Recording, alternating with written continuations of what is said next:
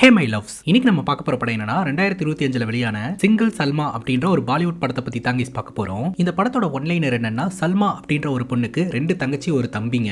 சல்மாக்கு 33 வயசு ஆகுதுங்க, ஆனா இன்னும் திருமணம் ஆகல. சல்மாவோட தங்கச்சிங்க 2 பேருக்குமே திருமணம் ஆயிடுச்சு. இன்னுமே சல்மா குடும்ப சுமையை தூக்கி சுமந்துக்கிட்டு தங்கச்சிங்களோட புருஷன் வீட்டுல இருந்து ஏதாவது பிரச்சனை வந்துச்சுன்னா அதை சால்வ் பண்ணி கொடுத்துட்டு தம்பியை படிக்க வைக்கணும், குடும்பத்தை பார்க்கணும் அப்படின்னு குடும்ப சுமையை தூக்கி சுமந்துக்கிட்டே இருக்காங்க. சரி, எவ்வளவு நாள் தான் நீயும் இப்படியே இருப்ப, ஒரு கல்யாணம் பண்ணிக்க அப்படின்னு சொல்லிட்டு மாப்பிள்ள பார்க்கலாம்னு நினைச்சா சல்மா திருமணம் பண்ணிக்கிறேன்னு சொல்லிட்டு வர வரன் எல்லாமே செகண்ட் மேரேஜ் வரனா இருக்குதுங்க. அப்படி இல்லனா ரொம்ப வயசான ஆளா இருப்பாங்க. சல்மா ரொம்பவே மனமுடிஞ்சு போயிடுறாங்க. அந்த டைம்ல ஒரு நபரை பிடிச்சு போய் அந்த நபர் கூட நிச்சயமும் ஏற்பாடு பண்ணப்படுது. அந்த நேரம் பார்த்து லண்டன் ஆப்பர்ச்சுனிட்டி சல்மாக்கு வருது. வேலை விஷயமா லண்டனுக்கு போன சல்மா அங்க ஒரு பையன் கூட ரிலேஷன்ஷிப்ல இருந்துறாங்க. இன்னும் 2 மாசத்துல கல்யாணத்தை வச்சுக்கிட்டு அடுத்தடுத்து என்னென்னலாம் நடக்குது அப்படின்றது தான் மொத்த படமே. இது ஒரு ஃபீல் குட் படம். இந்த வீடியோவை ஸ்கிப் பண்ணாம பாருங்க. நீங்க பார்த்துட்டு இருக்கிறது சரண் என்டர்டைன்மெண்ட். நான் தான் சரண். வாங்க வீடியோக்குள்ள போலாம். படத்தோட ஸ்டார்டிங் சீன்ல லண்டன்ல நடக்கக்கூடிய ஒரு அவார்ட் ஃபங்க்ஷனை காட்டுறாங்க. எதற்கான அவார்ட் ஃபங்க்ஷன் அப்படின்னு பாத்தீங்கன்னா, பிசினஸ் பண்றாங்க இல்லையா, அவங்களுக்கான அவார்ட் ஃபங்க்ஷனுங்க. ஸ்மால் பிசினஸ் கேட்டகரியில யார் இந்த வருஷம் அவார்ட் வாங்கியிருக்காங்கன்னு பாத்திரலாமா அப்படின்னு சொல்ல அங்க ஒருத்தர் ரொம்பவே பதட்டமா உட்காந்துக்கிட்டு இருக்காருங்க. அவருக்கு அவார்டு கிடைக்கும் அப்படின்ற ஒரு எண்ணத்தோட ஃபைனலி அவர் எதிர்பார்த்த மாதிரியே அவருடைய பேர் தான் சொல்றாங்க. சிக்கந்தர் கான் இந்த வருஷம் ஸ்மால் பிசினஸ் கேட்டகரியில அவார்ட் வின் பண்ணிருக்காரு அப்படின்னு சொல்ல அந்த அவார்டு வாங்குறதுக்காக இவர் ஸ்டேஜுக்கு வராருங்க. இவர்கிட்ட ஸ்பெஷல் ஸ்பீச் ஒன்று கொடுக்க சொல்றாங்க. இவர் அந்த மைக் முன்னாடி நின்னுட்டு மைக் டெஸ்டிங் 1 2 3 அப்படின்னு தட்ட ஆரம்பிச்சிடுறாருங்க. அங்க இருக்கக்கூடிய எல்லோருமே சிரிக்கிறாங்க. இது ஒரு இன்டர்நேஷனல் அவார்ட் ஃபங்க்ஷன், இங்க எல்லாமே பெர்ஃபெக்ட்டா இருக்கும் அப்படின்னு அவருக்கு தோணல போல. லக்னோல இந்த மாதிரி மைக் முன்னாடி நின்னா தட்டுறது வழக்கங்க அப்படின்ற மாதிரி இவர் சொல்றாரு. ஃபர்ஸ்ட் ஆஃப் ஆல் எனக்கு இங்கிலீஷ் கொஞ்சம் தான் தெரியும் அப்படின்னு அங்க இருக்கிறவங்க கிட்ட சொல்றாரு. ஸ்மால் பிசினஸ் என்டர்பிரனர் அப்படின்ற கேட்டகரியில தான் இவர் அவார்டு வாங்கி இருக்காருங்க. பட் அதை வந்து இவரால ப்ரொனவுன்ஸ் கூட பண்ண வரமாட்டேது. சிக்கந்தர் சொல்றாரு, என்னோட மனைவி சொல்லுவாங்க, எந்த விஷயத்தையும் நம்ம ஹார்ட்ல இருந்து சொன்னோம்னா ஆப்போசிட்ல இருக்கிறவங்க கண்டிப்பா புரிஞ்சுப்பாங்கன்ட்டு. அதனால நான் சொல்ல போற விஷயத்த எனக்கு கம்ஃபர்டபுளான ஹிந்தி லாங்குவேஜ்லயே சொல்றேன் அப்படின்னு இவர் சொல்றாருங்க. லக்னோல ஒரு ஸ்ட்ரீட்டுக்குள்ள கடை வச்சுட்டு சுத்திட்டு இருந்த இந்த சிக்கந்தர் லண்டன்ல வந்து தொழில் பண்ணி அவார்டு வாங்கியிருக்கானா, இது எப்படி, இதுக்கு பின்னாடி சல்மா இருக்கா, இந்த கதை சல்மாவோட கதை அப்படின்னு சொல்லி கதையை இவர் சொல்ல ஆரம்பிக்கிறாருங்க. சல்மா பத்தி சொல்லணும்னா, லக்னோல இருக்கக்கூடிய ஒரு பப்ளிக் ஆர்கிடெக்ட் டிபார்ட்மெண்ட்ல இவங்க வேலை பார்த்துட்டு இருக்காங்க. அழகா இருப்பாங்க, டேலண்டான ஒரு ஆளு. பட் இன்னும் சிங்கிளா தான் இருக்காங்க. சல்மாக்கு 33 வயசு ஆகுதுங்க, இன்னும் திருமணம் ஆகல. சல்மா பத்தி யாருக்கும் எந்த கம்ப்ளைண்ட்டும் கிடையாது. ஆனா அம்மா மட்டும் சல்மாக்கு இன்னும் திருமணம் ஆகல அப்படின்னு சொல்லி ரொம்பவே ஃபீல் பண்ணிட்டு இருக்காங்க. பட் சல்மாவோட பாயிண்ட் ஆஃப் வியூ என்னன்னா, நானும் திருமணமாய் போயிட்டேன்னா உங்களை யார் பார்த்துப்பா, இந்த வீட்டை யார் பார்த்துப்பா அப்படின்னு குடும்ப சுமையை மனசுல வச்சுக்கிட்டே இவங்க வாழ்ந்துகிட்டு இருக்காங்க. பேசிக்கா சல்மாவோட வீடு ஒரு பழமையான வீடுங்க. பட் அந்த வீடு அடமானத்துல தான் இருந்துட்டு இருக்கு. சல்மா தான் மாசம் இஎம்ஐ பே பண்ணிட்டு இருக்காங்க. நம்ம சல்மாவோட அப்பா இருக்கிறார் இல்லையா, அவர் வந்து 75 வருஷத்துக்கு முன்னாடி சுதந்திர போராட்டத்துல ஈடுபட்டவருங்க. அவருக்கும் வயசாயிடுச்சுங்க. அவருக்கும் பெருசா இன்கம் கிடையாது. அவரை வீட்டுல கொண்டாந்து விடுறதுக்கு அவர் 2 பேர் வருவானுங்க. அவனுங்களுக்கு சல்மா மேல கண்ணுங்க. அவனுங்களுக்கு மட்டும் இல்ல, இந்த ஏரியால இருக்கக்கூடிய நிறைய பேருக்கு சல்மா மேல ஒரு கண்ணு இருக்கு. சல்மா வழக்கம் போல ஆபீஸ்க்கு ரெடியா வெளியில வந்தாங்கன்னு வைங்களேன், அவங்களுடைய காரோட பேக் சைடுல உங்களை சந்தோஷப்படுத்தணுமா இந்த நம்பருக்கு கால் பண்ணுங்க அப்படின்ற மாதிரி தினமும் ஒருத்தன் எழுதி வச்சிருவான். அதை பார்க்கும் போதெல்லாம் சல்மாக்கு பயங்கர டென்ஷன் ஆகும். டெய்லி அதை கிளீன் பண்ணிட்டு கார் எடுத்துட்டு போவாங்க. சல்மாவை சுத்தி இருக்கக்கூடிய எல்லோருமே அவங்களோட வாழ்க்கையை சந்தோஷமா வாழ்ந்துகிட்டு இருப்பாங்க. ஆனா சல்மா மட்டும் குடும்பத்துக்காக வாழ்க்கையை வாழ்ந்துகிட்டு இருப்பாங்க. சல்மாக்கு 2 தங்கச்சி ஒரு தம்பின்னு நம்ம பார்த்திருந்தோம் இல்லையா, அதுல ஒரு தங்கச்சிக்கு திருமணம் ஆயிடுச்சுங்க. இப்போ இன்னொரு தங்கச்சிக்கு திருமணம் ஏற்பாடு பண்ணிருக்காங்க. அந்த திருமணத்துக்கு சல்மா ஆபீஸ்ல கடன் வாங்கி இருக்காங்க. இப்ப சல்மாக்கு 2 கடன் ஆயிடுச்சுங்க. இவங்க தங்கிட்டு இருக்கக்கூடிய வீடு அடமானத்துல இருக்குதா, அது ஒரு கடன். இப்போ தங்கச்சியோட கல்யாணத்துக்கு வேற கடன் வாங்கி இருக்காங்க. 2 கடனை அடைக்கணும், அது போக வீட்டு செலவுகளை பாத்துக்கணும் அப்படின்ற கமிட்மெண்ட் சல்மாக்கு இருக்குதுங்க. சல்மாக்கும் மத்தவங்கள போல வாழணும்ன்ற ஆசை இருக்கு. சல்மா பாக்குறதுக்கு அழகா இருப்பாங்க, டேலண்டான ஆளு, ஆனா சிங்கிளுங்க. சல்மாவோட அம்மா இருக்காங்க இல்லையா, பொண்ணோட எதிர்காலத்தை மனசுல வச்சுக்கிட்டு ஒரு நபர் கிட்ட போயிட்டு சல்மாக்கு மாப்பிள்ள பாக்குறதுக்கான ஏற்பாடு பண்றாங்க. அந்த நபர் கேக்குற முதல் வார்த்தை, சல்மாக்கு எதுனா ப்ராப்ளம் இருக்கான்ட்டு. சல்மாவோட 2 தங்கச்சிகளுக்கும் திருமணம் ஆயிடுச்சு. ஆனா இன்னுமே சல்மா திருமணம் பண்ணிக்காம இருக்காங்கன்னு ஏதாவது ப்ராப்ளம் இருக்கும் அப்படின்னு நினைக்கிறாரு. சல்மாவோட அம்மா என்ன சொல்றாங்கன்னா, சல்மா வந்துட்டு ஒரு பப்ளிக் ஆர்கிடெக்ட் டிபார்ட்மெண்ட்ல வேலை பார்த்துட்டு இருக்காங்க. அவ 18 வயசு இருக்கும்போது எங்க வீட்டை அடமானம் வச்சுட்டோம், அதை மீட்கணும் அப்படின்னு சொல்லிட்டு அப்ப இருந்து பயங்கரமா பாடுபட்டுக்கிட்டு இருக்கா. இந்த விஷயம் தங்கச்சிங்களை பாதிச்சிட கூடாது அப்படின்றதுக்காக அந்த 2 தங்கச்சிங்களுக்கும் இவ திருமணம் பண்ணி வச்சுட்டா. சல்மாக்கு ஒரு நல்ல மாப்பிளையா பார்த்து கல்யாணம் பண்ணி வைக்கணுங்க அப்படின்னு சொல்ல, கொஞ்சம் கஷ்டம் தான், இருந்தாலும் நான் இருக்கேன்ல, கண்டுபிடிச்சு தரேன் அப்படின்னு அந்த நபர் சொல்றாரு. வழக்கம் போல சல்மா காலையில வேலைக்கு கிளம்பலான்னு வெளியில வந்தா, சல்மாவுடைய கார்ல உங்களை சந்தோஷப்படுத்தணும்னா இந்த நம்பருக்கு கால் பண்ணுங்க அப்படின்னு எவனோ ஒருத்தன் எழுதி வச்சிருப்பான். அதை பார்த்து பயங்கர டென்ஷன் ஆவாங்க. மறுபடியும் அதை கிளீன் பண்ணிட்டு கார் எடுத்துட்டு ஆபீஸ்க்கு போவாங்க. இப்ப சல்மா பாஸை மீட் பண்றதுக்காக போறாங்க. பாஸ் சொல்றாரு, ஏமா ஆல்ரெடி உன் தங்கச்சிங்களுக்கெல்லாம் நீ தான் கடன் வாங்கி கல்யாணம் பண்ணி வச்சிருக்க, வீட்டு கடன் வேற இருக்குது, போதாத குறைக்கு 2வது தங்கச்சியோட கணவனுக்கு கடை வைக்கணும் அப்படின்னு சொல்லிட்டு அதுக்கு கேரண்டி சைனா நீ போட்டு கொடுத்துட்டு இருக்கிற, அதுக்காகவும் நீ வேலை செஞ்சுக்கிட்டு இருக்கிற. இப்படியே போயிட்டு இருந்துச்சுன்னா உன்னோட லைஃப் என்னமா ஆகுறது, இது என்னோட வாழ்க்கையில ரொம்ப டஃப்பான டைமா இருக்குது சார், கொஞ்ச நாள் எல்லாமே சரியாயிரும் அப்படின்ற மாதிரி சல்மா சொல்ல, அந்த ப்ராப்ளம் இந்த ப்ராப்ளம்ட்டு உன்ட்ட வருவாங்க, கடைசியில நீயே அவங்களுக்கு ப்ராப்ளமா மாறிடுவ. இங்க பாருமா, நீ ரொம்ப டேலண்டான ஆளு, உனக்கு இருக்கக்கூடிய திறமை நிலைமைக்கு நீ எங்கேயோ இருக்க வேண்டியவ, நீ உன்னோட ஃபியூச்சரை பத்தி கவலைப்படலனா உன்னோட ஃபியூச்சர் என்னைக்குமே உன்னோட கனவா தான் இருக்கும் அப்படின்ற மாதிரி பாஸ் சொல்றாருங்க. ஓகே சார் அப்படின்னு சல்மாவும் கேட்டுக்கிறாங்க. இப்ப சல்மாவோட வீட்டை காட்டுறாங்க. சல்மாவுடைய தம்பிக்கு கிரிக்கெட் மேல ரொம்ப ஆர்வங்க, அதனால பேட் வாங்கி கொடுங்க அப்படின்னு அவங்க அம்மா கிட்ட கேட்டுக்கிட்டு இருக்கான். அப்பா சொல்றாரு கார்பெண்டர் கிட்ட சொன்னா ஒரு பேட் செஞ்சு தர போறாரு அப்படின்ட்டு. அதுக்கு அந்த பையன் சொல்றான், நான் அந்த பேட்ல எல்லாம் விளையாட மாட்டேன், நான் ப்ரொஃபஷனல் பேட்ல தான் விளையாடுவேன், 8000 ரூபாய் வருது, எனக்கு 8000 ரூபாய் பணம் கொடுங்க அப்படின்னு சொல்ல அம்மாக்கு கோவம் வந்துருது. உன் தாத்தா என்ன பணமரமா வச்சுட்டு இருந்தாரு, நினைக்கிற நேரத்துக்கெல்லாம் போய் அந்த பணத்தை பறிச்சு கொண்டு போய் வேணுங்கிறத வாங்குறதுக்கு அவ்வளவு பணம் எல்லாம் இல்ல அப்படின்னு சொல்ல அட்லீஸ்ட் ஒரு 7000 ரூபாயாவது கொடுங்கம்மா அப்படின்ற மாதிரி இந்த பையன் கேட்டுக்கிட்டு இருக்கான். கரெக்டா சல்மா வேலையை முடிச்சுட்டு வீட்டுக்கு வராங்க. அக்காக்கு ஐஸ் வச்சு அக்கா கிட்ட பேட் வாங்கி தர சொல்லலாம் அப்படின்னு இவன் நினைக்கிறான். நாள் முழுக்க வேலை பார்த்து ரொம்ப களைப்போட சல்மா வீட்டுல வந்து உட்காருவாங்க. சல்மாவோட அம்மா டீ கொண்டாந்து வைப்பாங்க. கரெக்டா சல்மாவுடைய முதல் தங்கச்சி சபானா கண்ணை கசக்கிட்டு வீட்டுக்கு வருவா. என்னாச்சு சபானா அப்படின்னு கேட்டா, சபானாவுடைய கணவர் தம்பி இருக்கிறார் இல்லையா கொழுந்தனாரு, அவரு அவரோட மனைவி பேச்சை கேட்டு இப்ப கஷ்டப்பட்டு 2 பேரும் சேர்ந்து ஒரு வீட்டை வாங்கிட்டாங்க, சந்தோஷமா இருக்கிறாங்க. ஆனா நான் என்னோட கணவர் கிட்ட நம்ம புது வீடு வாங்கலாம், வெளியில போலாம் அப்படின்ற மாதிரி கேட்டா என் கணவர் ஒத்துக்கவே மாட்டேன்றாரு. எப்ப பார்த்தாலும் அம்மா அப்பா தான் முக்கியம், அம்மா அப்பாவே பாத்துக்கிட்டு இருக்கிறாரு, என்னால அவர் கூட வாழ முடியல அப்படின்ற மாதிரி கண்ணை கசக்கிட்டு வந்திருக்காங்க. என்னோட கணவர் குழந்தைங்களோட ஃபியூச்சர் பத்தி கவலையே பட மாட்டேன்றாரு அப்படின்ட்டு சல்மா சமாதானப்படுத்திட்டு இருக்காங்க. அந்த நேரம் பார்த்து கடங்காரர் வீட்டுக்கு வந்திருக்காருங்க. இவர் எதுக்காக வீட்டுக்கு வந்திருக்காரு, வீட்டோட இஎம்ஐ எல்லாம் கரெக்டா தானே கட்டிட்டு இருக்கிறோம் அப்படின்னு பார்த்தா அந்த நபர் பாத்தீங்கன்னா ஏதோ ஒரு ஆஃபரோட வந்திருக்காருங்க. அதாவது ஒரு பையர் வந்துட்டு இந்த பழமையான வீட்டை விலைக்கு வாங்குறதுக்கு ரெடியா இருக்கிறாராம். சோ இந்த வீட்டை ஹோட்டலா மாத்தணும்ன்ற எண்ணத்துல இருக்கிறாராம். அவரு இவங்க வீட்டுக்காக வாங்கின கடனை அடைச்சிட்டு இவங்களுக்கு ஒரு 3 BHK வீட்டை அலாட் பண்ணி கொடுக்கறதா வந்து சொல்லி இருக்கிறாராம். சோ இந்த ஆஃபரை நீங்க அக்செப்ட் பண்ணிக்கிட்டீங்கன்னா உங்க வாழ்க்கையும் நல்லா இருக்கும் அப்படின்ற மாதிரி அந்த கடைக்காரர் சொல்றாருங்க. ஆனா இந்த பழமையான வீட்டை விற்கிறதுல சல்மாக்கும் சரி சல்மாவோட குடும்பத்தினர்களுக்கும் சரி விருப்பமே இல்ல. அதனால அந்த கடைக்காரர் கிட்ட அந்த ஆஃபர்லாம் வேண்டாம் அப்படின்ற மாதிரி சொல்லிடுறாங்க. சல்மா தன்னோட தங்கச்சி கிட்ட சொல்றாங்க, நீ போய் உன்னோட வீட்டுல இரு, நான் உன் புருஷன் கிட்ட பேசுறேன் அப்படின்னு சொல்ல இன்னைக்கே வந்து பேசு அப்படின்னு சொல்லி தங்கச்சி பிரஷர் போடுறாங்க. ஒரு பக்கம் கடங்காரன் இந்த ஆஃபர் அக்செப்ட் பண்ணிக்கோங்க அப்படின்றான். இன்னொரு பக்கம் சபானா என் புருஷன் கிட்ட வந்து பேசு அப்படின்னு சொல்லி பிரச்சனை பண்ணிக்கிட்டு இருக்கா. அம்மா சல்மாக்காக ஒரு டீ கொண்டு வந்து வச்சிருப்பாங்க இல்லையா, அந்த டீக்குள்ள ஈ விழுந்து அந்த டீ ஆறியே போயிருங்க. சல்மா 2 பேர்த்துக்கிட்டயுமே மாறி மாறி பேசிட்டு இருக்கிறத பார்த்து சல்மாவோட அம்மாக்கு ரொம்பவே கஷ்டமா இருக்குதுங்க. உள்ள போனவங்க குரானை எடுத்துட்டு வந்து சல்மா இது மேல ப்ராமிஸ் பண்ணு, நான் கல்யாணம் பண்ணிப்பேன்னு ப்ராமிஸ் பண்ணு அப்படின்ற மாதிரி கேட்கறாங்க. என்னமா நீ சம்பந்தமே இல்லாம இதை கேட்டுட்டு இருக்க அப்படிங்கும் போது எனக்கு உன்னை பார்க்கும்போது ரொம்ப கஷ்டமா இருக்கு, இப்படியே நீ குடும்ப பிரச்சனைகளை பார்த்துக்கிட்டு இருந்துருவியோ அப்படின்னு பயமா இருக்குது, நீ ப்ராமிஸ் பண்ணு கல்யாணம் பண்ணிப்பானு அப்படின்னு சொல்ல சரிம்மா நான் கல்யாணம் பண்ணிக்கிறேன் அப்படின்னு சல்மா சொல்றாங்க. அம்மாவோட பேச்சை கேட்டுட்டு இப்ப மாப்பிள்ளை பார்க்க போலாம் அப்படின்னு முடிவெடுக்கிறாங்க. சல்மாக்கு 33 வயசு ஆனதுனால அதுக்கேற்ற மாதிரியான மாப்பிள்ளைகள் தான் வந்து கிடைக்கிறாங்க. ஒன்னு திருமணமாகி டிவோர்ஸ் ஆனவங்க, இல்ல 2 கல்யாணம் பண்ணவங்க, இல்ல ரொம்ப வயசானவங்க, இல்ல திருமணமாகி மனைவி இறந்து போயிட்டு அவங்களுடைய குழந்தை இருக்கிறவங்க, இந்த மாதிரியான மாப்பிள்ளைகளே வந்துகிட்டு இருக்குதுங்க. சல்மாக்கு இதுல விருப்பமே இல்ல. ஒரு மாப்பிள்ளையா பார்த்து பார்த்து சல்மாக்கு ஸ்ட்ரெஸ் தான் கைஸ் ஆகுது. வழக்கம் போல வேலைக்கு போலான்னு வீட்டை விட்டு வெளியில வந்தா வழக்கம் போல ஒரு கிறுக்க நம்ம சல்மாவுடைய கார் கண்ணாடியில உங்களை சந்தோஷப்படுத்தணுமா எனக்கு கால் பண்ணுங்க அப்படின்னு எழுதி வச்சிருப்பான். இந்த வாட்டி சல்மா என்ன பண்ணுவாங்கன்னா அந்த நம்பருக்கு போன் அடிச்சிருவாங்க. சந்தோஷப்படுத்தணும்னா இந்த நம்பருக்கு கால் பண்ணுங்கன்னு போட்டுருந்துச்சு, எனக்கு இப்ப சந்தோஷப்படுத்தணும் அப்படிங்கும் போது நான் ராத்திரி வந்து சந்தோஷப்படுத்துறேன் அப்படின்னு அந்த நபர் சொல்றாரு. எப்படியும் அவன் இங்க இருந்து தான் பேசிக்கிட்டு இருப்பான் அப்படின்னு சொல்லிட்டு போன் பேசிக்கிட்டே சல்மா நடந்து போக ஆரம்பிக்கிறாங்க. அவன் அங்க தெரு முனையில நின்று பேசிக்கிட்டு இருப்பான். சல்மா சொல்லுவாங்க ராத்திரி எல்லாம் வேண்டாம், எனக்கு இப்பவே சந்தோஷப்படுத்தணும், இப்பவே வா அப்படின்னு சொல்ல இப்ப எப்படி ஜி அப்படின்னு அவன் கேட்டுக்கிட்டு இருக்கான். கொஞ்சம் பின்னாடி திரும்பி பாருக்கண்ணா, பின்னாடி தான் நின்னுட்டு இருக்கேன் அப்படின்னு சொல்ல அவன் பார்த்து பயப்பட ஆரம்பிக்கிறான். அவனை போட்டு ரோட்ல வச்சு பொலவலன்னு பொழந்துடுறாங்க. அந்த ஏரியால இருக்கக்கூடிய எல்லோருமே பாக்குறாங்க. அவன் அதுக்கப்புறம் அடித்தாங்க முடியாம பயந்து ஓடிடுறான். அங்கேயே உட்காந்துட்டு சல்மா பயங்கரமா அழுவ ஆரம்பிக்கிறாங்க. என்னடா வாழ்க்கை இது அப்படின்ட்டு. அங்க கட் பண்ணா சிக்கந்தர் அப்படின்ற ஒரு நபரை நம்ம கிட்ட காட்டுறாங்க. இவரு பாத்தீங்கன்னா டிப்டாப்பா ட்ரெஸ் பண்ணிட்டு ஒரு லேடிஸ் காலேஜ் முன்னாடி நின்னுக்கிட்டு இருப்பாருங்க. அங்க இருக்கக்கூடிய பொண்ணுங்க எல்லாம் இவரை பார்த்து கமெண்ட் அடிச்சுக்கிட்டு இருக்கோம். உடனே அந்த காலேஜ்ல இருக்கக்கூடிய ஒரு ஆசிரியர் வந்துட்டு சிக்கந்தரை பிடிச்சு பயங்கரமா திட்ட ஆரம்பிச்சிருவாங்க.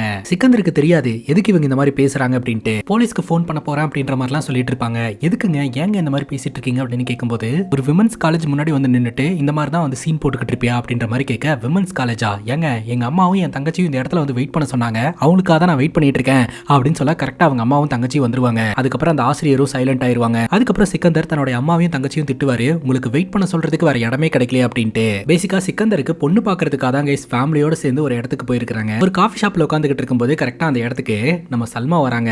சல்மாவை தான் பொண்ணு பாக்குறதுக்காக இவங்க வந்திருக்காங்க. சல்மாவை பார்த்த உடனே இவருக்கு ரொம்ப பிடிச்சு போகுது. ஆனா என்ன பண்றாரு அப்படின்னா சல்மா உள்ள வரதுக்கு முன்னாடியே வெளியில போய் சல்மா கிட்ட பேசிடுறாரு. ஆக்சுவலா இது வரைக்கும் நான் எத்தனையோ பெண்களை பார்த்திருக்கேன், பார்த்தவங்க எல்லாருமே என்ன ரிஜெக்ட் பண்ணிட்டாங்க, எனக்கு 40 வயசு ஆகுதுங்க, இன்னும் திருமணம் ஆகாததுக்கு காரணம் என்னன்னா நான் குடும்ப சுமையை சுமந்துகிட்டு இருக்கேன், குடும்பத்துக்காக நான் உழைச்சேன், அதனாலதான் இவ்வளவு டிலே ஆயிடுச்சு, நீங்களும் என்ன ரிஜெக்ட் பண்ணிடுவீங்கன்னு எனக்கு தெரியும், ஆனா எங்க அம்மா தங்கச்சி முன்னாடி என்ன பிடிக்கல அப்படின்னு சொல்லிடாதீங்க, அவங்க முன்னாடி ஓகே அப்படின்ற மாதிரி பேசிருங்க, அதுக்கப்புறம் கூட நான் பேசி சமாதானப்படுத்திக்கிறேன் அப்படின்னு சொல்றாருங்க. சல்மாவும் சரின்னு கேட்டுக்கிறாங்க. சல்மா இவர் பேசினது எல்லாத்தையுமே நினைச்சு பார்த்துட்டே கார்ல வந்துகிட்டு இருப்பாங்க. பேசிக்கா சல்மா எப்படி தன்னோட குடும்பத்துக்காக கஷ்டப்பட்டு குடும்பத்தை பார்த்துக்கிட்டு இருக்காங்களோ அதே மாதிரி தான் சிக்கந்தரும் இருக்கிறாரு அப்படின்ற மாதிரி சல்மா நினைக்கிறாங்க. அதனால சல்மா சிக்கந்தரை மீட் பண்றதுக்காக போறாங்க. சிக்கந்தர் பாத்தீங்கன்னா பாத்தீங்கன்னா லக்னோல ஒரு டவுன் ஸ்ட்ரீட்ல ஒரு பிரைடல் ஷாப் வச்சு ரன் பண்ணிக்கிட்டு இருப்பாருங்க. அந்த இடத்துக்கு சல்மா போறாங்க. கொஞ்சம் வாங்க உங்ககிட்ட பேசணும் அப்படின்னு சொல்லும்போது சிக்கந்தர்னால நம்பவே முடியலங்க. என்னடா இந்த பொண்ணு நம்மள பாக்குறதுக்காக வந்திருக்கு அப்படின்ட்டு. உடனே இவங்க 2 பேரும் லஞ்ச் போலாம் அப்படின்னு முடிவெடுக்கிறாங்க. இப்போ ஒரு ரெஸ்டாரண்ட்டுக்கு போறாங்க. அங்க வெயிட்டர் கிட்ட சிக்கந்தர் அப்படியே கண்ணாடி எல்லாம் போட்டு ஸ்டைலா ஆர்டர் கொடுக்குறாருங்க. நம்ம சல்மா கேக்குறாங்க, என்ன இம்ப்ரெஸ் பண்றதுக்காக ட்ரை பண்றீங்களா அப்படின்ட்டு. அதுக்கு சிக்கந்தர் சொல்றாரு, இல்லங்க நான் தான் நேத்தே சொன்னனே நான் மேட்ச்லயே இல்லன்னு. அது மட்டும் இல்லாம இது வரைக்கும் நான் பார்த்ததுலயே உங்களை மாதிரி ஒரு அழகான பொண்ணை நான் பார்த்ததே கிடையாது. நான் பொய் சொல்லல, உண்மையை தான் சொல்றேன் அப்படின்னு சொல்ல, நீங்களும் நல்லா தான் இருக்கீங்க. நேத்து உங்களுடைய லைஃப் ஸ்டோரியா என்கிட்ட சொன்னீங்க. அதை வச்சு பார்க்கும்போது உங்க ஸ்டோரியும் என்னோட ஸ்டோரியும் டிஃபரெண்ட் எல்லாம் கிடையாது, ரெண்டும் ஒரே மாதிரி தான் இருக்குது அப்படின்னு சொல்ல, சிக்கந்தரும் அப்படியான்னு கேக்குறாரு. சல்மா அவங்களுடைய ஸ்டோரியை சொல்றாங்க. சல்மாக்கு 2 தங்கச்சி ஒரு தம்பி இருக்கான். தம்பி இப்ப ஸ்கூல் படிச்சுக்கிட்டு இருக்கான். தங்கச்சிங்க 2 பேருக்கும் திருமணம் ஆயிடுச்சு. இவங்க தங்கி இருக்கிற வீடு வந்து அடமானத்துல இருக்குது. கூடி சீக்கிரம் நான் அந்த வீட்டை மீட்டுருவேன். அது மட்டும் இல்லாம நான் செஞ்சுட்டு இருக்கக்கூடிய வேலை ஒரு நல்ல வேலை. அந்த வேலையில இருந்து ஒருபோதும் நிக்க மாட்டேன், நான் கண்டினியூ பண்ணுவேன். உங்களுக்கு ஓகேவா அப்படின்னு கேட்க, ஓகே தான், இதெல்லாம் எதுக்கு என்கிட்ட சொல்றீங்க அப்படின்னு சிக்கந்தர் கேட்கிறாரு. சல்மா எழுந்திருச்சு அந்த இடத்துல இருந்து கிளம்பிடுறாங்க. உடனே வெயிட்டர் வந்து கங்க்ராச்சுலேஷன் சொல்றாரு. என்னையா சொல்ற, அவங்க என்ன சொல்ல வராங்கன்னு எனக்கு புரியல அப்படிங்கும் போது, அவங்களுக்கு உங்களை பிடிச்சிருக்குது, அவங்க உங்களை அக்செப்ட் பண்ணிக்கிட்டாங்க, அது கூட உங்களுக்கு புரியலையா அப்படின்ற மாதிரி வெயிட்டர் சொல்றாருங்க. சிக்கந்தருக்கு ஒரே ஜாலியாயிருதுங்க. அதுக்கப்புறம் பயங்கரமா கொண்டாட ஆரம்பிக்கிறாரு. சல்மா கூட போன்ல எல்லாம் பேச ஆரம்பிக்கிறாருங்க. இவ்வளவு நாள் திருமணத்துக்காக ஏகிட்டு இருந்த சிக்கந்தருக்கும் சரி சல்மாக்கும் சரி கூடி சீக்கிரம் திருமணம் நடக்க போது. அதுக்கு முன்னாடி நிச்சயதார்த்தத்திற்கான ஏற்பாடு எல்லாமே பண்றாங்க. உறவினர்கள் எல்லாருமே அந்த நிச்சயதார்த்தத்துல கலந்துக்கிறாங்க. இப்ப சிக்கந்தருக்கும் சல்மாக்கும் நிச்சயதார்த்தம் நடந்துட்டு இருக்கும்போது அந்த இடத்துக்கு சல்மாவுடைய பாஸ் வராருங்க. ஏதோ ஒரு விஷயத்த சல்மா கிட்ட சொல்றாரு. சல்மா அப்படி ஷாக்கிங்கோட பாத்துட்டு இருக்காங்க. இன்னொரு பக்கம் சிக்கந்தர் ஜாலியா என்ஜாய் பண்ணிக்கிட்டு இருக்காரு. நிச்சயதார்த்தம் முடிஞ்சு எல்லாருமே கிளம்பி போனதுக்கு அப்புறம் சல்மா தன்னோட குடும்பத்தினர்கள் கிட்ட சொல்றாங்க, இந்த மாதிரி என்னோட ஆபீஸ்ல இருந்தே நான் லண்டனுக்கு அனுப்ப போறாங்க. நான் மட்டும் இல்ல, என்னோட டீம் முழுக்க லண்டனுக்கு போறோம். இந்த மாதிரி ஆப்பர்ச்சுனிட்டிஸ் எல்லாம் பெருசா யாருக்கும் கிடைக்காது, எனக்கு அந்த ஆப்பர்ச்சுனிட்டி கிடைச்சிருக்குது அப்படின்ற மாதிரி சொல்ல, குடும்பத்தினர்கள் திருமணத்தை வச்சுட்டு எப்படி உன்னால லண்டனுக்கு போக முடியும், அதனால வேண்டாம் அப்படின்ற மாதிரி சொல்லிக்கிட்டு இருக்காங்க. சல்மாவோட அம்மாவும் திருமணத்திற்கான டேட் எல்லாம் ஃபிக்ஸ் ஆயிடுச்சு, சோ இந்த டைம்ல நீ போறதெல்லாம் நல்லா இருக்காது, வேண்டாம் அப்படின்னு தான் சொல்லிட்டு இருக்காங்க. அந்த நேரம் பார்த்து சிக்கந்தர் பாத்தீங்கன்னா ஃப்ரூட்ஸ் எல்லாம் வாங்கிட்டு சல்மாவை பாக்குறதுக்காக வீட்டுக்கு வந்திருப்பாரு. இங்க நடந்துட்டு இருக்கக்கூடிய ஆர்குமெண்ட்ஸ் எல்லாம் கேட்டுருவாரு. இப்ப டீடைல்டா சல்மா கிட்ட என்ன ஏதுன்னு கேட்கும்போது தான் சல்மா இந்த விஷயத்த சொல்லுவாங்க. நிச்சயத்துக்கு முன்னாடியே சல்மா சொல்லியிருந்தாங்க, எனக்கு இந்த வேலை ரொம்ப இம்பார்ட்டன்ட், ஒருபோதும் நான் இந்த வேலையை விட மாட்டேன்ட்டு. அந்த வேலை மூலமா தான் நம்ம சல்மாக்கு ஒரு ஆப்பர்ச்சுனிட்டி கிடைச்சிருக்கு அப்படின்னு சொல்லிட்டு சிக்கந்தர் வந்துட்டு, நீ லண்டனுக்கு போ, உனக்கா நான் சப்போர்ட் பண்றேன். என்ன திருமணம் 2 மாசம் தள்ளி போகும், கிட்டத்தட்ட 40 வருஷமா நான் தனியா இருந்துட்டேனாமா, இன்னொரு 2 மாசம் தனியா இருக்க மாட்டேனா அப்படின்னு கொஞ்சம் பாசிட்டிவா பேசுறாருங்க. பேசினதோட மட்டும் இல்லாம நம்ம சல்மா குடும்பத்தினர்களையும் கன்வின்ஸ் பண்ணி ஏர்போர்ட்டுக்கு மேலதாளத்தோட வந்து வழி அனுப்பி வைக்கிறாருங்க. சல்மாவும் சல்மாவுடைய டீமும் ரொம்ப ஹாப்பியா லக்னோல இருந்து லண்டனுக்கு போறாங்க. லண்டன்ல போயிட்டு லேண்ட் ஆனதுக்கு அப்புறம் இவங்களுக்கு எங்க போகணும், யாரை பார்க்கணும் அப்படின்றது தெரியலங்க. அந்த இடத்துக்கு மீட் சிங் அப்படின்னு ஒரு நபர் வராரு. அவரு, நான் தான் உங்களை கூட்டிட்டு போறதுக்காக வந்திருக்கிறேன், வாங்க கார்ல ஏறுங்க அப்படின்னு சொல்ல, அந்த மீட் சிங்கை இவங்க டிரைவர் அப்படின்னு நினைச்சிட்டு இந்த மீட் சிங் கிட்ட நிறைய வேலை வாங்குறாங்க. அதே சமயம் கார்ல போயிட்டு இருக்கும்போது மீட் சிங் கிட்ட, உனக்கு என்னப்பா சம்பளம், இங்க வந்து எவ்வளவு நாள் ஆச்சு அப்படின்ற மாதிரி எல்லாம் கேள்விகளை கேட்டுட்டு இருக்காங்க. நம்ம ஹீரோனும் தன்னோட டீம் கிட்ட கொஞ்சம் சும்மா இருங்க, அமைதியா இருங்க அப்படின்ற மாதிரி சொல்லிட்டே வந்துட்டு இருக்காங்க. ஃபைனலி இவங்க தங்க வேண்டிய இடம் வந்தாச்சு. அப்ப கூட சல்மா டீம்ல இருக்கிறவங்க இந்த லக்கேஜ் எடுங்க அந்த லக்கேஜ் எடுங்க அப்படின்னு சொல்லி மீட் சிங் கிட்ட வேலை வாங்கிட்டு இருக்காங்க. சல்மா கூட ஒரு சீனியர் ஆபீசர் வந்திருப்பாங்க. அவங்க மீட் சிங் கிட்ட, இந்த ஷாம்பு சோப் எல்லாம் கொஞ்சம் வாங்கி கொடுத்தீங்கன்னா நல்லா இருக்கும்பா அப்படின்னு சொல்ல, நீங்க போய் ஸ்டே பண்ணுங்க, உங்களுக்கு தேவையானதெல்லாம் பண்ணி கொடுக்கறதுக்கு அங்க ஒரு ஆள் இருப்பாரு அப்படின்ற மாதிரி சொல்லிட்டு இவங்களுக்கான ஏற்பாடு பண்ணி கொடுத்துட்டு மீட் சிங் அங்க இருந்து கிளம்புறாருங்க. ராத்திரி நம்ம சல்மா அங்க விண்டோ கிட்ட நின்று வேடிக்கை பார்த்துக்கிட்டு இருப்பாங்க. அப்ப சிக்கந்தர் கிட்ட இருந்து மெசேஜ் வரும், நான் உங்களை ரொம்ப மிஸ் பண்றேன் அப்படின்னு சொல்லிட்டு. அந்த நேரம் பார்த்து சல்மாவோட சீனியர் ஆபீசர் போன் பண்றாங்க, என்னோட ரூமுக்கு வா அப்படின்னு சொல்லிட்டு. அங்க போய் பார்த்தா அங்க இருக்கக்கூடிய டாய்லெட்ல வாட்டர் வர மாட்டேது, எப்படி எனக்கு யூஸ் பண்றதுன்னு தெரியல அப்படின்ற மாதிரி அவங்க கேட்டுட்டு இருக்காங்க. உடனே சல்மா 2 வாட்டர் பாட்டில் எடுத்துட்டு வந்து இதை வச்சு மேனேஜ் பண்ணுங்க அப்படின்ற மாதிரி சொல்றாங்க.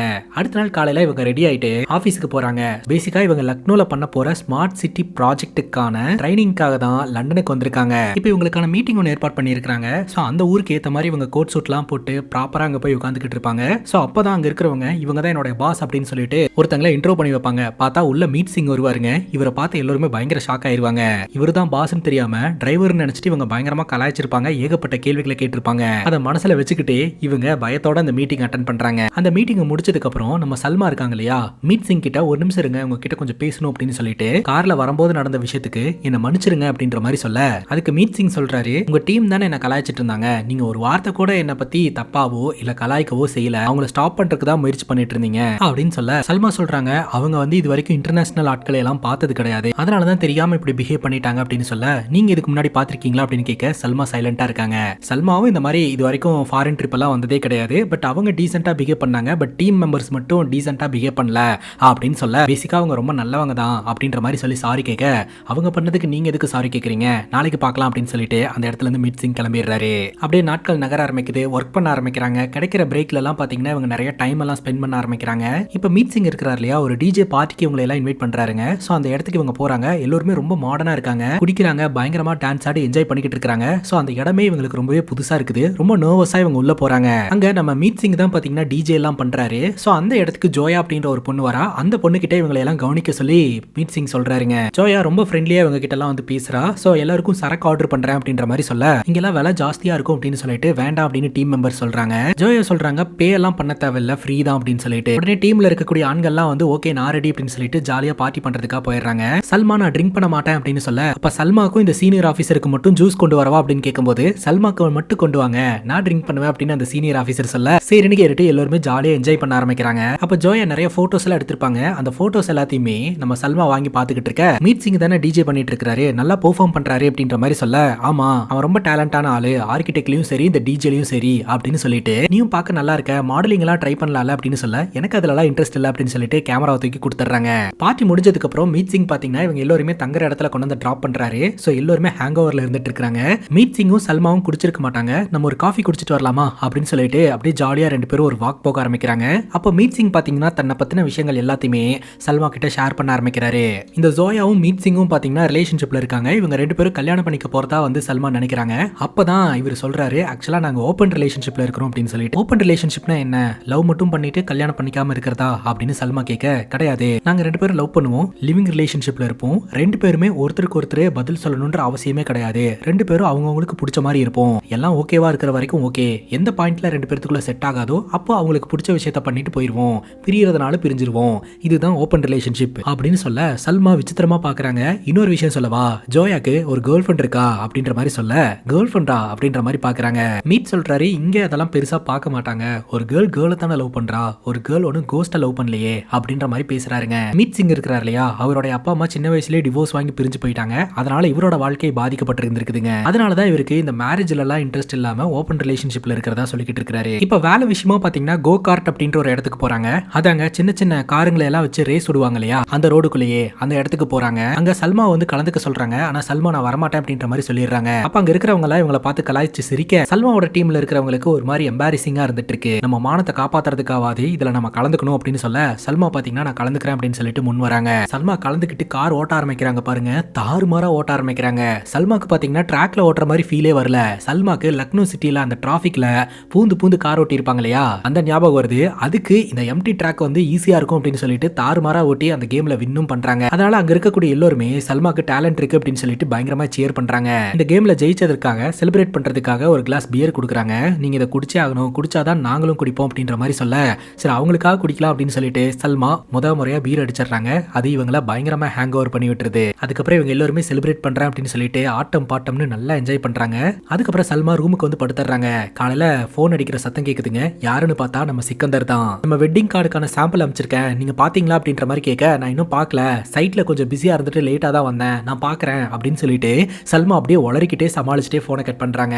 இது எல்லாத்தையுமே அந்த சீனியர் ஆபீசர் பார்த்துட்டே நின்னுட்டு இருக்காங்க. நேற்று ராத்திரி என்ன நடந்தது எனக்கு எதுவுமே ஞாபகம் இல்லை அப்படின்னு சொல்ல, அந்த லேடி சொல்றாங்க, ராத்திரி பூரா செவுத்த பார்த்துட்டு நீ பாட்டுக்கு பேசிட்டு இருந்த அப்படின்ற மாதிரி சொல்ல, இனிமேல் நான் பீர் அடிக்கவே மாட்டேன் அப்படின்ற மாதிரி சொல்ல, அந்த சீனியர் லேடி சொல்றாங்க, இவங்க படிக்கிற காலத்துல ஒரு பையன் இந்த மாதிரி தம் அடிச்சுக்கிட்டு இருப்பானா, சோ அந்த பையனை பார்க்கும் போதெல்லாம் அந்த பையனை மாதிரியே தம் அடிக்கணும் அப்படின்னு சொல்லி இந்த லேடிக்கு ஆசை வந்திருக்கு. ஒரு நாள் போய் வெக்கத்தை விட்டு கேட்டுட்டாங்க, எனக்கு தம் அடிக்கிறதுக்கு சொல்லி தரியா அப்படின்னு சொல்லிட்டு. அந்த பையனும் கிளாஸ் முடிச்சுட்டு வா சொல்லி தரேன் அப்படின்னு சொல்லிட்டு ஒரு இடத்துக்கு கூட்டிட்டு போயிட்டு சொல்லி கொடுத்துருந்துருக்கான். சோ அப்ப இந்த சீனியர் லேடி பாத்தீங்கன்னா அடிக்கிறதுக்கு ட்ரை பண்ணி இருக்காங்க. பட் அவங்களுக்கு ஒழுங்கா வரல. மூக்கு வாயிலெல்லாம் புகை வந்து பயங்கரமா கஷ்டப்பட்டு இருந்திருக்காங்க. இதுக்கு மேல அதை தொடவே கூடாது அப்படின்னு சொல்லி முடிவு எடுத்திருந்திருக்காங்க. பட் அதுக்கு முன்னாடி ஒரு எக்ஸைட்மெண்ட் இருந்துச்சு இல்லையா, சோ லைஃப்ல ஃபர்ஸ்ட் டைம் நம்ம ஒரு விஷயத்த பண்ண போறோம் அப்படின்னு சொல்லிட்டு அது ஒரு டிஃபரெண்டான எக்ஸ்பீரியன்ஸா இருந்தது அப்படின்ற மாதிரி இந்த லேடி சொல்லிக்கிட்டு இருக்காங்க. சோ அதனால நேத்து நீ பீர் அடிச்சுட்டு இந்த மாதிரி எல்லாம் வளர்னதை நினைச்சு கவலைப்படாத அப்படின்ற மாதிரியும் சொல்றாங்க. அதுக்கப்புறம் நம்ம ஜோயா இருக்காங்க இல்லையா, ரொம்ப நாளா கேட்டுட்டு இருக்காங்க இல்லையா, நான் உன்னை போட்டோ ஷூட் பண்றேன்னு சொல்லிட்டு, சரின்னு கேட்டு சல்மாவும் அந்த போட்டோ ஷூட்ல கலந்துப்பாங்க. அழகழகா போட்டோ எல்லாம் எடுத்து கொடுப்பாங்க.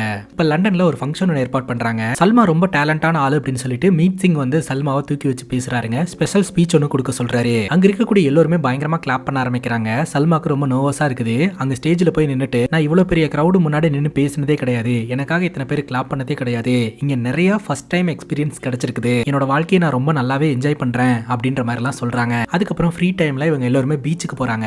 அங்க எல்லாருமே பீச் ட்ரெஸ்ல இருப்பாங்க. சல்மா பாத்தீங்கன்னா நார்மலான சுடிதார்ல வந்திருப்பாங்க. நீயும் பீச் ட்ரெஸ் வியர் பண்ணிக்கோ அப்படின்னு சொல்ல, இல்ல ரொம்ப ஆடா இருக்கும் அப்படின்ற மாதிரி சல்மா சொல்றாங்க. பீச் ட்ரெஸ் போட்டு போனா உங்க ஊர்ல தான் ஒரு மாதிரி பாப்பாங்க, லண்டன்ல சல்மாலாம் வந்துட்டு இதை வந்து கேஷுவலா எடுத்துப்பாங்க, யாரும் ஆடெல்லாம் பார்க்க மாட்டாங்க அப்படின்னு சொல்ல சரின்னு கேட்டு சல்மாவும் பாத்தீங்கன்னா பீச் ட்ரெஸ் போட்டுட்டு அங்க வந்து பீச்ல விளையாடுறாங்க. அப்படி பீச்ல விளையாடிட்டு வெளியில நடந்து வரும்போது அங்க ஒரு கப்பல் வந்து போட்டோ ஷூட் நடத்திட்டு இருப்பாங்க. அவங்களோட போட்டோல ஒரு போட்டோல சல்மாவும் விழுந்துருவாங்க. பீச்ல இருந்து எல்லாருமே ஹோட்டல் ரூமுக்கு திரும்ப வந்துருவாங்க. மீட் சிங் இருக்கிறார்ல, எனக்கு சார்ஜர் வேணும் அப்படின்னு சொல்லி சல்மா கிட்ட கேட்க ரூம்ல இருக்கு நான் எடுத்து தரேன் அப்படின்னு சொல்லிட்டு ரூமுக்கு வருவாங்க. சல்மா அந்த சார்ஜரை எடுத்து மீட் சிங் கிட்ட கொடுக்கும் போதே இவங்க ரெண்டு பேருக்குள்ள ஏதோ ஒரு கெமிஸ்ட்ரி ஒர்க் அவுட் ஆகிற மாதிரி இருக்கும். இல்ல இது வேண்டாம் அப்படின்ற மாதிரி சொல்லிட்டு சல்மா அமைதியா நின்றுவாங்க. உடனே மீட் சிங்கும் அந்த இடத்துல இருந்து கிளம்பிடுவாரு. கிளம்பி போனவர் திரும்பவும் வந்து கதவு தட்டுவாரு. சல்மா டோர் ஓபன் பண்ண உடனே இவங்க ரெண்டு பேரும் ஹக் பண்ணி ரொமான்ஸ் பண்ண ஆரம்பிச்சிருவாங்க. சல்மாவும் தடுக்க மாட்டாங்க. இங்க சல்மா மீட் சிங் கூட ரிலேஷன்ஷிப்ல இருக்க, அந்த பக்கம் நம்ம சிக்கந்தர் பாத்தீங்கன்னா திருமணத்துக்கான ஏற்பாடெல்லாம் தனியால ஓடி ஓடி பாத்துக்கிட்டு இருப்பாருங்க.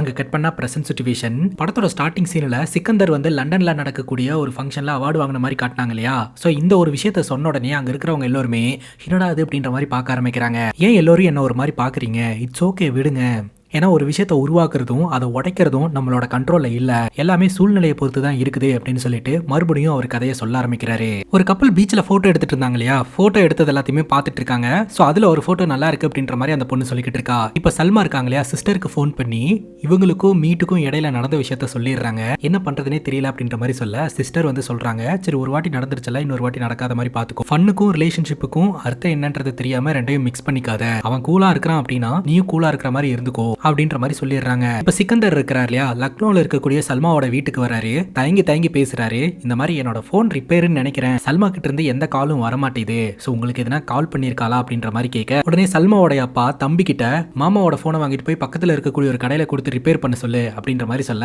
அப்பா உங்களுக்கு புரியல, அவரு அக்காவை மிஸ் பண்ணிக்கிட்டு இருக்காரு, அதைத்தான் சொல்ல தெரியாம சொல்லிக்கிட்டு இருக்காரு அப்படின்ற மாதிரி சொல்ல சல்மாவோட அம்மா சொல்றாங்க, மேபி அவர் ரொம்ப பிஸியா இருப்பான்னு நினைக்கிறேன், அதனாலதான் கால் பண்ணிருக்க மாட்டா அப்படின்ற மாதிரி சொல்றாங்க.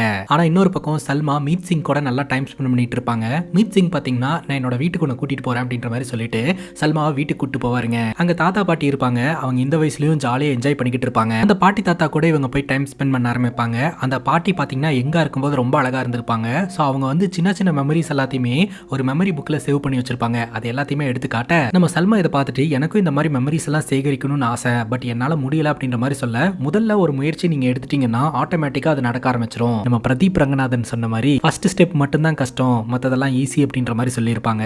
அதுக்கப்புறம் அந்த இடத்துல இருந்து சல்மாவும் கிளம்புறா. இப்போ இவங்க ட்ரைனிங்கோட எண்டுக்கு வந்துட்டாங்க. ஸோ நல்லா பெர்ஃபார்ம் பண்ணதுக்காக அவார்டு சர்டிஃபிகேட் எல்லாத்தையுமே கொடுத்துட்டு இருக்காங்க.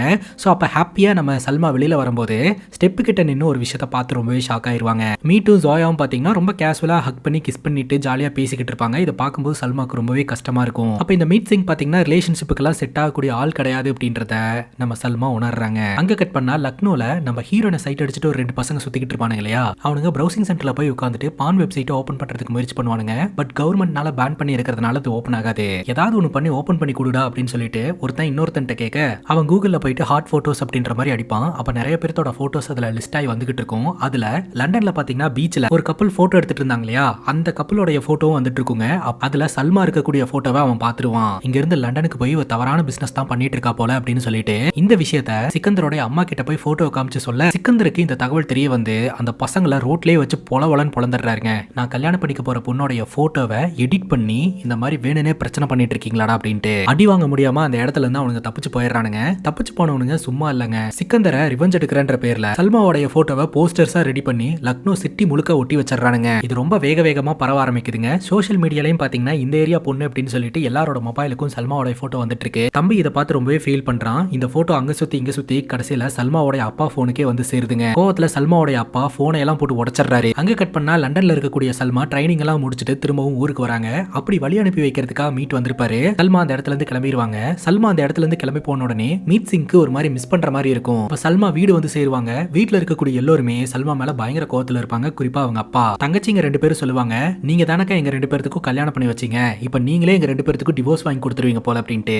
என்னாச்சு அப்படின்னு சொல்லி சல்மா கேக்குறாங்க. உனக்கெல்லாம் வெக்கமாவே இல்லையா, ஆச்சா போச்சான்னு அவங்க அப்பா திட்டிட்டு அந்த போட்டோவை காட்டுறாரு. அப்ப சல்மா சொல்றாங்க, அந்த போட்டோல இருக்கிறது நான் தான், நான் ரொம்ப சந்தோஷமா அந்த பீச்ல விளையாடிட்டு இருந்த போட்டோ தான் இது, இதை யார் எடுத்து இந்த மாதிரி பண்ணாங்கன்னு எனக்கு தெரியல, இதுல என் மேல எந்த தப்பும் கிடையாது, என்னால உங்களுக்கு அவமானம் அப்படின்னா நான் இங்க இருந்து போயிடுறேன் அப்படின்ற மாதிரி சல்மா சொல்றாங்க. இப்ப சல்மா பாத்தீங்கன்னா அவங்க ஃப்ரெண்டு வீட்டுக்கு போயிடுறாங்க. ஆக்சுவலா லண்டன்ல இருக்கும்போது சிஸ்டருக்கு ஃபோன் பண்ணி எல்லாத்தையுமே ஷேர் பண்ணதான் நம்ம பார்த்தலையா, அது சல்மாவுடைய ஃப்ரெண்டு தான். சல்மாவுடைய ஃப்ரெண்டு கேக்குறாங்க, இதை பத்தி மீட்டுக்கு தெரியுமா அப்படின்னு சொல்லி கேட்க அவன் அவனோட லைஃபை ரொம்ப சந்தோஷமா அவனுக்கு பிடிச்ச மாதிரி வாழ்ந்துகிட்டு இருக்கான். ஆனா இங்க அப்படி கிடையாது, இங்க சின்ன சின்ன விஷயங்களையும் ஜட்ஜ் பண்ண ஆரம்பிச்சிடுறாங்க அப்படின்னு ஃபீல் பண்ணிக்கிட்டு பண்ணிக்கிட்டு இருக்கும் போதே பாத்தீங்கன்னா சிக்கந்தர் வந்திருக்கிறதா சொல்றாங்க. சிக்கந்தர் கிட்ட பேசுறதுக்கே நம்ம சல்மா ரொம்ப சங்கடப்படுறாங்க. ஆனா சிக்கந்தர் அப்பவும் ரொம்ப பாசிட்டிவா பேசுறாரு. நீங்க கவலைப்படாதீங்க, நடந்த விஷயத்துக்கு எல்லாருமே ரொம்ப கோவமா இருக்காங்க. ஆனா நான் வீட்டுல எல்லார்கிட்டயுமே பேசி கன்வின்ஸ் பண்றேன் அப்படின்னு சொல்லிட்டு சல்மாவோட வீட்லயும் சரி சிக்கந்தரோட வீட்லயும் சரி ஒரு சில போட்டோஸ் எல்லாம் காட்டுறாருங்க. லண்டன்ல இருக்கக்கூடிய பிரின்சஸ் பீச்சுக்கு போனா இந்த மாதிரி தான் வந்து ட்ரெஸ் பண்ணிப்பாங்க, இதெல்லாம் சாதாரண ஒரு விஷயம், இதெல்லாம் எதுக்கு பெருசு பண்ணிட்டு அப்படின்னு சொல்லிட்டு இந்த பிரச்சனையை சால்வ் பண்றாருங்க. என்னதான் சல்மா மேல நீங்க கோவமா இருந்தாலும் அவர் நம்ம சல்மா தானே அப்படின்ற மாதிரி சொல்ல சல்மாவோட அப்பாவும் கொஞ்சம் இறங்கி வராருங்க. இப்ப ஃபேமிலி சைடுல எல்லாருமே சமாதானமாகறாங்க. ஆனா இந்த மாதிரி சிக்கந்தர் இவ்வளவு உதவி செய்யறாரு அப்படின்னு சொல்லிட்டு சல்மாக்கு ஒரு மாதிரி குற்ற உணர்ச்சியா இருக்குது. லண்டன்ல நடந்த விஷயத்த என்னால மறைச்சிட்டு இருக்க முடியாது, நான் சிக்கந்தர் கிட்ட உண்மையை சொல்லிடணும்னு நினைக்கிறேன் அப்படின்ட்டு இப்ப வழக்கம் போல லக்னோல இருக்கக்கூடிய ஆபீஸ்க்கு நம்ம சல்மா போறாங்க. அங்க வேலை பாக்குறவங்க எல்லாம் போன்ல பாத்தீங்கன்னா சல்மாவோட போட்டோ வச்சுட்டு ஒரு மாதிரி கமெண்ட் அடிச்சுக்கிட்டே இருக்காங்க. அங்க இருக்கிற பாஸ்க்கு கோவம் வருதுங்க. அதே சமயம் அங்க இருக்கக்கூடிய ஒரு ஸ்டாஃபே எழுந்திருச்சு பயங்கரமா திட்ட ஆரம்பிச்சிடுறாரு. சல்மா லண்டனுக்கு ஊர் சுத்துறதுக்காக போயிட்டு வந்தான்னு நினைச்சிட்டு இருந்தீங்களா, அங்க போயிட்டு ஒரு ப்ராஜெக்டே ஓகே பண்ணிட்டு வந்திருக்கா, இப்படி போட்டோ பார்த்து கமெண்ட் அடிச்சிட்டு இருக்கீங்களே, நீங்க லைஃப் டைம் முயற்சி பண்ணாலும் இந்த மாதிரிலாம் ஒரு ஆப்பர்ச்சுனிட்டியை வாங்கிட முடியாது, இது ஆபீஸ் வாட்ஸ்அப் கிடையாது, முதல்ல இங்க இருந்து கிளம்பி போயிருங்க அப்படின்ற மாதிரி மிரட்டி விட்டுறாருங்க. சல்மாவை யார் இந்த மாதிரி கமெண்ட் அடிச்சாலும் பேசினாலும் சுத்தி இருக்கிறவங்க எல்லாம் சல்மாவை ரொம்பவே ப்ரொடெக்ட் பண்றாங்க. இப்ப சல்மாவுடைய தம்பி வந்து சல்மா கிட்ட பேசுறான், நீ கல்யாணமாய் போயிட்டே அப்படின்னா இந்த வீட்டோடைய கடனை யார் அடைப்பா, அது கண்டிப்பா ஒரு கேள்விக்குறியாயிரும், நான் என்ன பண்ணலான்னு இருக்கிறேன்னா படிச்சுட்டே பார்ட் டைம் வேலைக்கு போலான்னு இருக்கிறேன், அந்த காசை வச்சு கடனெல்லாம் அடைச்சிருவாங்க அப்படின்னு சொல்ல சல்மா சொல்றாங்க, நீ இதை பத்தி எல்லாம் கவலைப்படாத, நீ கிரிக்கெட்ல எப்படி செஞ்சுரி அடிக்கிறியோ அதே மாதிரி உன்னோட மார்க்ல செஞ்சுரி அடிச்சுட்டே இரு, மொத்தத்தெல்லாம் நான் பாத்துக்கிறேன்டா அப்படின்ற மாதிரி சல்மா சொல்றாங்க. வழக்கம் போல இந்த வீட்டோட கடனை இஎம்ஐயா பே பண்றதுக்காக போனா எல்லா கடனுமே அடைச்சிருக்கு அப்படின்றது தெரிய வருதுங்க. கடன் கொடுத்தவரை பிடிச்சி இவங்க பயங்கரமா திட்ட ஆரம்பிச்சிடுறாங்க. அன்னைக்கே நான் சொன்னல அந்த ஆஃபர் வேணானே, எதுக்கு ஃப்ராட் பண்ணி இந்த மாதிரிலாம் பண்றீங்க அப்படின்ற மாதிரி கேட்க அப்பதான் கடன் கொடுத்தவர் சொல்றாரு, அப்படியெல்லாம் எதுவும் பண்ணலங்க, உங்க வீட்டோட கடனை ஃபுல்லா அடைச்சது சிக்கந்தர் தான், இனிமேல் நீங்க மாசம் மாசம் இஎம்ஐ பே பண்ணணும்னு இல்ல, உங்களோட மொத்த கடனையும் சிக்கந்தர் அடைச்சிட்டாரு, சிக்கந்தர் ரொம்ப நல்ல பையன், உங்களுக்காக தான் இதெல்லாம் பண்ணிட்டு இருக்கான் அப்படின்ற மாதிரி சொல்ல சல்மாக்கு ஒரு மாதிரி கஷ்டமா இருக்குதுங்க. நேரா சிக்கந்தரை மீட் பண்றதுக்காக போறாங்க. ஒரு ரெஸ்டாரண்ட்ல வச்சு மீட் பண்றாங்க. மொத்த லக்னோமே எனக்கு எதிராக திரும்பும் போது நீங்க தான் எனக்காக சப்போர்ட்டிவா இருந்தீங்க, என்னோட குடும்பமே எனக்கு எதிராக திரும்பும் போதும் நீங்க தான் எனக்கு சப்போர்ட்டிவா இருந்தீங்க, இப்போ என்னோட கடன்கள் எல்லாத்தையுமே நீங்க அடைச்சிருக்கீங்க, பட் இதுக்கு பேர் உதவி, உதவிக்கும் காதலுக்கும் வித்தியாசம் தெரியாம நீங்க இதெல்லாம் பண்ணிக்கிட்டு இருக்கீங்க, அவங்க கிட்ட ஒரு விஷயத்த சொல்லியே ஆகணும் அப்படின்னு சொல்லிட்டு பட்டுன்னு லண்டன்ல நடந்த எல்லா விஷயத்தையுமே சிக்கந்தர் கிட்ட சொல்லிடுறாங்க. இதெல்லாம் கேட்கும்போது சிக்கந்தருக்கு ரொம்பவே கஷ்டமா இருக்குது, அதிர்ச்சியா இருக்குது. சிக்கந்தர் சொல்றாரு, என்னைய இப்படி அசிங்கப்படுத்துறீங்க, இந்த கல்யாணமும் நின்னு போச்சு அப்படின்னா சுத்தி இருக்கக்கூடிய எல்லாருமே மேலுமே என்ன அசிங்கப்படுத்துவாங்க அப்படின்னு சொல்லிட்டு அங்க இருந்து கிளம்பிடுறாருங்க. அங்க கட் பண்ணா நம்ம மீட் சிங்க காட்டுறாங்க. இவர் லக்னோக்கு வந்திருக்காருங்க. இவர் எதுக்காக லக்னோ வந்திருக்காரு அப்படின்னு பார்த்தா லண்டன்ல இருந்து நம்ம சல்மா கிளம்பி போனதுல இருந்தே மீட் சிங்னால நிம்மதியா இருக்கவே முடியலங்க. எப்ப பார்த்தாலும் சல்மா ஞாபகமாவே இருந்திருக்குது. ஜோயா கிட்ட இந்த விஷயத்த சொல்லிட்டு அதுக்கப்புறம் சல்மாவை பாக்குறதுக்காக இவர் லக்னோ கிளம்பி வந்துட்டாருங்க. பேசிக்கா இந்த மீட் சிங் சல்மா கூட வாழணும்னு நினைக்கிறாருங்க. இப்ப மீட் சிங் பாத்தீங்கன்னா லக்னோல இருக்கக்கூடிய சல்மாவோட வீட்டு அட்ரஸை கண்டுபிடிச்சு அந்த இடத்துக்கு போயிருவாரு. இது சல்மாவோட வீடு தானே அப்படின்ற மாதிரி கேட்க சல்மாவை கேட்டு நீ வந்திருக்க, நீ யாரு அப்படின்னு சொல்லிட்டு சல்மாவோட அப்பா அங்க இருக்கக்கூடிய தடியை வச்சு அடிக்க ஆரம்பிச்சிடுறாருங்க. அந்த இடத்துக்கு வந்த சல்மா பாத்தீங்கன்னா அவங்களை எல்லாம் விலக்கி விட்டுட்டு லண்டன்ல இவர் தான் எனக்கு பாஸ் அப்படின்னு சொல்லிட்டு மீட் சிங்கை கூட்டிட்டு போயிட்டு நர்ஸை வச்சு கையில கட்டு போட்டுட்டு இருக்காங்க. மீட் சிங் கேட்கிறாரு, வந்ததுல இருந்து நான் எதுக்காக வந்தேன் நீ கேட்கவே இல்லை அப்படின்ட்டு. நர்ஸ் சொல்றாங்க, எதுக்காக வந்திருப்பீங்க, கையில கட்டு போறதுக்காக தானே அப்படிங்கும் போது நான் உங்ககிட்ட கேட்கலங்க அவகிட்ட கேட்டுக்கிட்டு இருக்கேன் அப்படின்ற மாதிரி சொல்றாரு. நீ இல்லாம என்னால இருக்க முடியல, எனக்கு வேற ஆப்ஷன் தெரியல, அதனாலதான் உன்னை பாக்குறதுக்காக இங்க வந்துட்டேன், நீ என் கூட லண்டன் வந்துடுறியா அப்படின்னு கேட்க சல்மா அந்த இடத்துல இருந்து கிளம்பி போயிடுறாங்க எதுவுமே சொல்லாம. இப்ப சல்மா இந்த விஷயத்தை எல்லாம் தன்னோட ஃப்ரெண்டு கிட்ட போய் சொல்லிட்டு இருக்காங்க. இப்ப சல்மாக்கு 2 ஆப்ஷன் இருக்கு. ஆப்ஷன் 1 ட்ரெஸ் கடை வச்சிருக்கக்கூடிய சிக்கந்தரை கல்யாணம் பண்ணிட்டு இந்த ஊர்லயே வாழ்றது. நம்பர் 2 மீட் சிங் கூட சேர்ந்து லண்டனுக்கு போய் லண்டன்ல புடிச்ச மாதிரி வாழ்க்கையை வாழ்றது. பேசிக்கிட்டு இருக்கும் போதே சல்மாக்கு கால் வருது. சல்மாக்கு பாத்தீங்கன்னா சிக்கந்தர் கூட திருமண ஏற்பாடு பண்ணப்பட்டுருச்சுங்க. இன்னொரு பக்கம் இந்த மீட் சிங் இருக்கிறார் இல்லையா, அவர் தனிப்பட்ட முறையில போயிட்டு திருமண ஏற்பாடு பண்ண ஆரம்பிக்கிறாருங்க. பேண்ட் வாத்தியத்தோட கல்யாண கோலத்துல வீட்டுக்கு போய் சல்மாவை கூட்டிட்டு போயிடலாம் அப்படின்றது அவருடைய பிளான். இப்போ ஒரே நேரத்துல பாத்தீங்கன்னா சல்மாவோட வீட்டுக்கு 2 மாப்பிள்ளைங்களும் வராங்க. ஒரு பக்கம் மீட் சிங், இன்னொரு பக்கம் சிக்கந்தர் கான். 2 தரப்பினர்களுக்கு இடையே ஒரு பெரிய பஞ்சாயத்து போயிட்டு இருக்குதுங்க. ஒரு கட்டத்துக்கு மேல சிக்கந்தர் சொல்றாரு, சரி ஓகே அவளை வர சொல்லுங்க, சல்மா வந்துட்டு யார பிடிச்சிருக்குன்னு சொல்றாலோ அவங்க கூட கல்யாணம் நடக்கட்டும் அப்படின்னு சொல்லிட்டு சல்மாவை வெளியில வர சொல்றாங்க. ஆனா சல்மா வீட்லயே இல்லங்க. சல்மா எங்க போனானே தெரியல. அப்ப அங்க இருக்கிறவங்க சொல்றாங்க, இந்த மாதிரி சல்மா ரயில்வே ஸ்டேஷனுக்கு போயிருக்கா அப்படின்னு சொல்லிட்டு. உடனடியா இந்த மீட் சிங் அந்த இடத்துல இருந்து ரயில்வே ஸ்டேஷனுக்கு ஓடுறாருங்க. இன்னொரு பக்கம் சிக்கந்தரும் ரயில்வே ஸ்டேஷன்ல இருக்கக்கூடிய சல்மாவை பாக்கிறதுக்காக ஓடுறாருங்க. இப்ப 2 தரப்பினர்களும் ரயில்வே ஸ்டேஷன்ல இருக்கக்கூடிய சல்மாவை வந்து பாக்குறாங்க. இப்ப அந்த கூட்டத்துல பப்பன் அப்படின்றவன் இருப்பான். சோ அவன் தான் பாத்தீங்கன்னா நம்ம சல்மாவோட போட்டோவை போஸ்டர் அடிச்சு ஊர் முழுக்க பாப்புலர் பண்ணி விட்டது. அவன்கிட்ட ஃபர்ஸ்ட் தேங்க்ஸ் சொல்லுவாங்க இவங்களை பாப்புலர் ஆக்கி விட்டதுக்கு. 2வது பர்மிஷனே இல்லாம என்னோட போட்டோவை இந்த மாதிரி பாப்புலர் பண்ணதுக்கு பலார்னு ஒரு அற விடுவாங்க. அதுக்கப்புறம் குடும்பத்தினர்கள் கிட்ட பேச ஆரம்பிப்பாங்க. இவங்களுக்கு ஒரு பெரிய பிராண்ட் கிட்ட இருந்து கால் வந்திருக்குதான். சோ அவங்களோட பிரைடல் கலெக்ஷன்ஸ்க்கெல்லாம் இவங்க தான் மாடலா இருக்கணும் அப்படின்ட்டு. நான் நினைச்சு கூட பார்க்கல இனி அடுத்தடுத்து கல்யாணம் பண்ணிக்க போறவங்க எல்லாம் என்னோட போட்டோவை ஒரு மாடலா வச்சுட்டு தான் கல்யாணம் பண்ணிக்க போறாங்க அப்படின்னு சொல்லிட்டு இனிமேல் நான் அந்த வேலையை பார்க்கலான்னு இருக்கிறேன் அப்படின்ற மாதிரி சொல்ல சல்மாவோட அப்பா சொல்றாரு, இந்த மாதிரிலாம் நீ பண்ணிட்டு போறல, உன்னோடைய காசு எனக்கு தேவையில்ல அப்படின்னு சொல்ல, நான் ஒன்னும் அந்த காசை தூக்கி உங்களுக்கு தரப்போறது கிடையாது, அது நான் முழுவதுமா உழைச்ச காசு, அந்த காசை வச்சு கடனை கிளியர் பண்ணிடுவேன், தங்கச்சிங்களுக்கும் தம்பியோட லைஃபுக்கும் செட்டில்மெண்ட் பண்ணிடுவேன், இனிமேல் என்னோட லைஃபை முழுவதுமா வாழலான்னு முடிவெடுத்துட்டேன், நான் லண்டனுக்கு போறேன், எனக்கு பிடிச்ச மாதிரி வாழ்க்கையை வாழ போறேன் அப்படின்ற மாதிரி சொல்றாங்க. விச் மீன்ஸ் மீட்டை கல்யாணம் பண்ணிக்க போறாங்களா அப்படின்னு கேட்டீங்கன்னா அதுதான் இல்லங்க. மீட் கிட்ட போயிட்டு உனக்கு என்ன பிடிச்சிருக்கு அப்படின்னு சொல்றல, இங்க இருந்து என்ன லண்டனுக்கு கூட்டு போறதுக்கு தான் நீ வந்திருக்க, ஏன் நீ இறங்கி வந்து எனக்கா இங்க இருக்கலாமே, ஏன் அதை நீ பண்ண மாட்டேன்ற, அப்படியே என்ன கூட்டிட்டு போனாலும் உன்னோட ரிலேஷன்ஷிப் ஓபன் ரிலேஷன்ஷிப், அந்த ஓபன் ரிலேஷன்ஷிப்ல எங்க ட்ரஸ்ட் இருக்கும் அப்படின்னு சொல்லி மீட்டை ஏத்துக்க மாட்டேன்றாங்க.